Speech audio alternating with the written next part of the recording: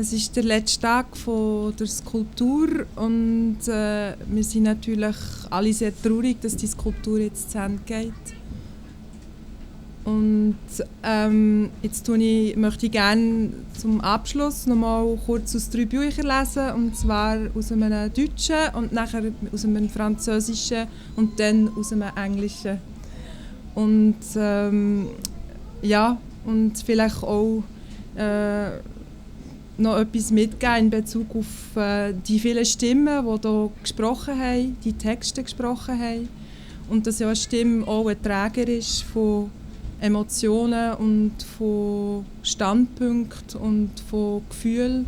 Und in dem Sinne eigentlich nicht neutral ist, wie der Text dann vermittelt wird. Und ja, und möchte mich bedanken an all diesen Stimmen, die hier gesprochen haben.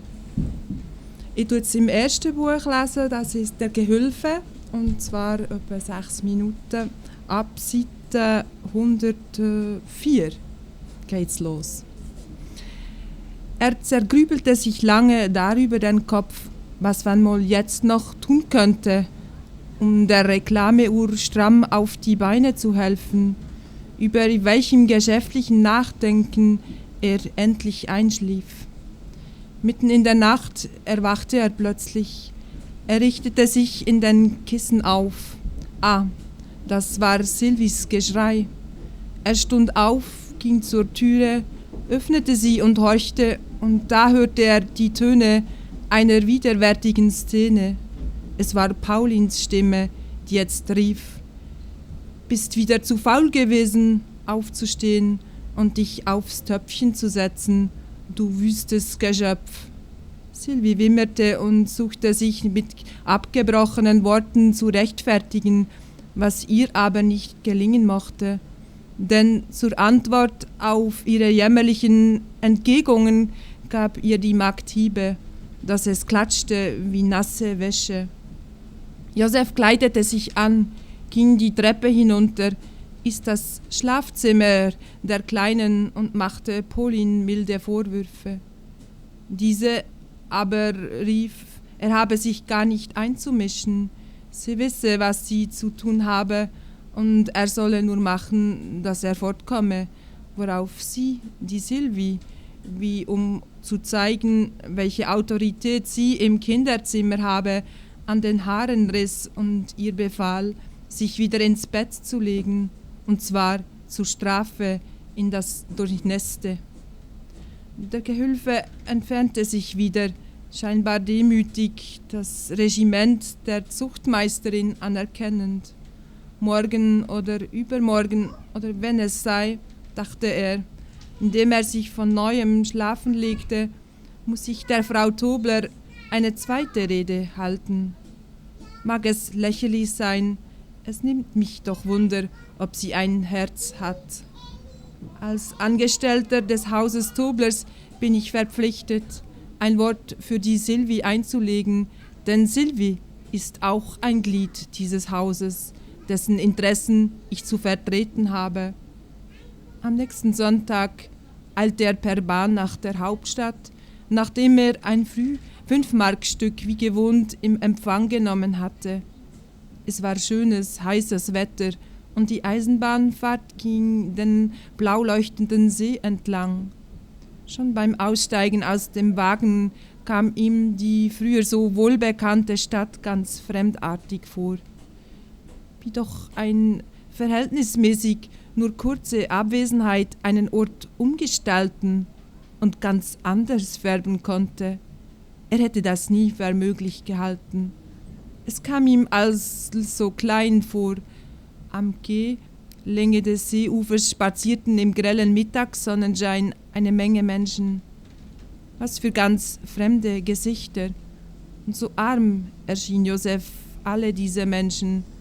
Freilich waren es ja Leute aus dem dürftigen, arbeitenden Volk, keine Herren und Damen, aber etwas Kümmerliches, das nicht mit der Dürftigkeit der wirtschaftlichen Armut zu tun hatte, wurb sich um diese ganze helle Spaziergängerbild.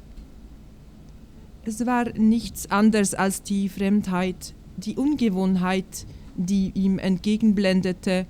Und er fühlte es auch und sagte sich, dass, wenn einer bereits seit Wochen in der Toblerschen Villa lebe, er nicht nötig habe, sich über den Anblick eines Städtebildes und dessen Entfernung zu verwundern. Bei Toblers gäbe es eben dickere, rötere Gesichter und festere Hände und ein gewichtigeres Auftreten, als wie man es hier in der leichten Stadt sehe, wo die Menschen nur zu bald mager und unscheinbar von Aussehen werden. Das Kleine und Enge sei immer eine ziemlich große und bedeutende Welt für sich, sobald man eine Zeit lang in nichts anderes mehr hineingeschaut habe, während gerade umgekehrt das Weite und wirklich Bedeutende anfangs klein und unansehnlich erscheine, weil es gar zu verbreitet, ausgedehnt und luftig sei. Jetzt wechsle ich zum französischen Text. Les enfants tannèrent, page 254. Il ne se réveilla le lendemain matin que lorsque les cloches sonnèrent. Il vit de son lit que le ciel devait être magnifiquement bleu. Aux éclats de lumière dans la fenêtre où le devinait suspendu au-dessus de la ruelle, il y avait aussi l'or clair sur le mur de la maison d'en face quand on regarderait bien. On songeait du même coup à quel point ce mur sale devait paraître noir et triste lorsque le ciel était lui-même couvert. À présent, il permettait de se représenter le lac avec les voiles naviguent dessus dans le matin bleu et or. Certaines prairies comme il y en avait en lisière du bois, certains points de vue et des bancs arbrités d'arbres verts et touffus. La forêt, les rues, les promenades, les prés sur le dos de la montagne avec beaucoup d'arbres dedans, les pentes, les ravins foisonnants de verdure tout au fond, la source et le ruisseau du bois avec ses grands pierres et l'eau qui chante doucement quand on est assis tout près et quand on s'assoupit en l'écoutant.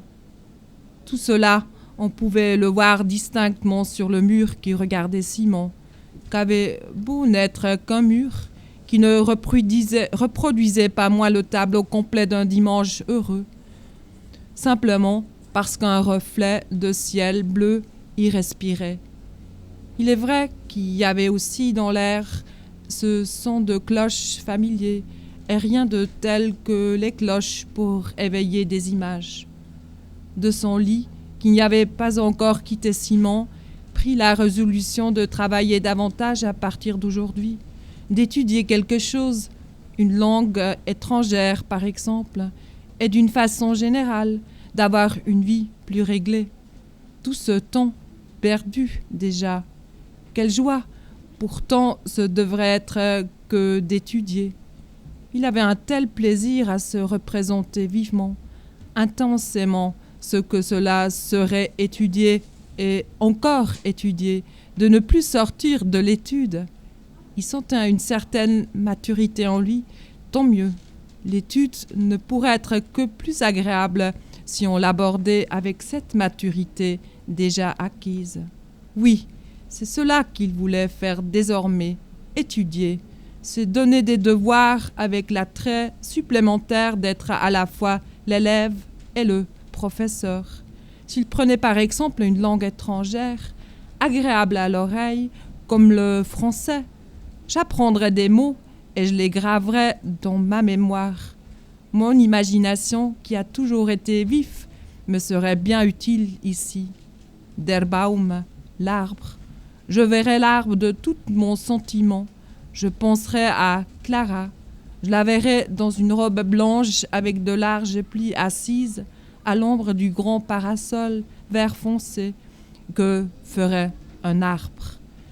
Et ainsi, beaucoup de choses, déjà presque oubliées, me reviendraient à l'esprit, lequel s'en trouverait lui-même fortifié et plus vif dans sa façon de saisir toute chose, de même qu'il s'émousse lorsqu'on n'apprend rien.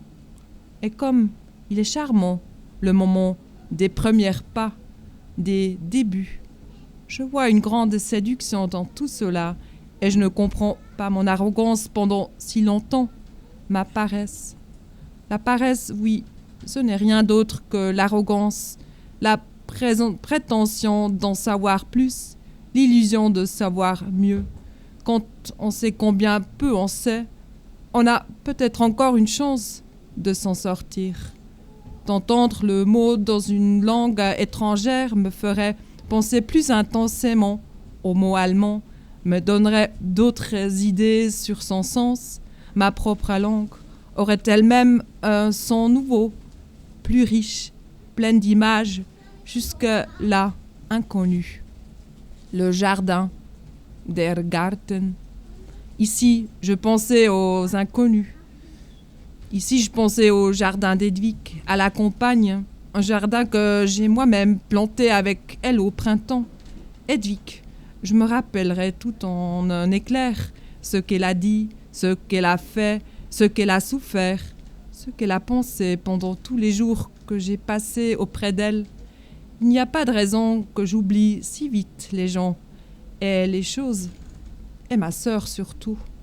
Je me souviens que juste après que nous avions fait nos plantations, il a neigé de nouveau pendant la nuit et nous étions consternés en pensant que rien ne pousserait. C'était très important car nous comptions beaucoup sur les beaux légumes qui nous donneraient ce jardin. Comme c'est bon de pouvoir partager les mêmes soucis avec quelqu'un. Et qu'est-ce que cela doit être quand il s'agit de souffrance et des luttes, tout un peuple avec lequel on souffre et on se bat pareillement. Oui, je penserai à tout cela en apprenant une langue et à beaucoup d'autres choses encore, que je suis encore incapable maintenant de m'imaginer. Étudier, simplement étudier, peu importe quoi, mais étudier. Maintenant, je parle en anglais. Je lis du livre Girlfriends, Ghosts and Other Stories de Robert Walser, que j'ai jamais lu par avant. She writes, "Hey, old monster, tell me, where the hell are you? One never finds you at home anymore. I've been at your house 3 times now without finding you there. You seem to be hiding, pretending not to be at home. You sneak away from me. I must speak frankly. I think you're swindling me. I need money, about 100 marks. Can you give it to me or not? I hope you'll dare to refuse my request if it doesn't please you to fulfill it. On the other hand, I expect very little from the likes of you. I don't trust you. I think you're a coward. By the way, I saw your painting at exhibition. It disgusted me. You must be surprised to hear me speak so freely, but in the first place, vis-à-vis you, I don't need to tiptoe around. And second, it's always been my practice to try to see how far cheekiness can take one in this world. You pretend it's me you painted in this picture. No, swine, that's neither I nor any girl who exists rather in merely bears at few rough similarities to womanhood. Now, I want to have a few serious words without you. My mood alone, if you will, brings this on. I'm in good spirits. I want to make you angry because, frankly, you're too arrogant. You lied to me, to no end that you weren't married, and now I hear from those who know your situation that you have a wife and a child. A fib. Well, so what? But why did you have to lie? Do you despise me? Yes, I suspect you think you can have me on because I'm your model. Tell me, don't you find that rather unseemly? You're an artist and fancy yourself completely impartial, or do you act imperious only because you're afraid of me? Perhaps I'm smarter than you think, honey, and it's quite like that. A sense of destiny is always in me, of whose existence you haven't the faintest. Merci.